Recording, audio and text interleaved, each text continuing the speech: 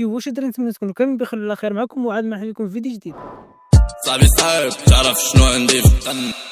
في الفيديو غادي نتعلموا كيفاش نظهروا الهاتف ديالنا في اللايف، يعني كتكون طالق اللايف وخدام بالتليفون، داكشي اللي كيبان في التليفون كيبان في اللايف. الا كنتي مهتم بهذا الفيديو ما تنساش تخلي لنا شي لايك شي كومونتير اشتراك في القناه ويلا ندخلوا في التفاصيل. اول حاجه كنعملوا كندخل مايكروسوفت ستور كنكتبوا اير سيرفر كما كتشوفوا، هذا هو لابليكاسيون كما كتشوفوا فري كتكيو جيت. كما كتشوفوا ملي كيتانستالا كطلع لك هي اوبن، يعني راه تكمل الانستالاسيون. كما كتشوفوا هذه هي الواجهه ديال لابليكاسيون، وهنا بطبيعه الحال كيقول لك خصك تاكتيفي لابليكاسيون، حيت بطبيعه الحال لابليكاسيون مدفوع، يعني كيعطيك شهر ديال الاستعمال المجاني، يعني شهر ديال التجربه.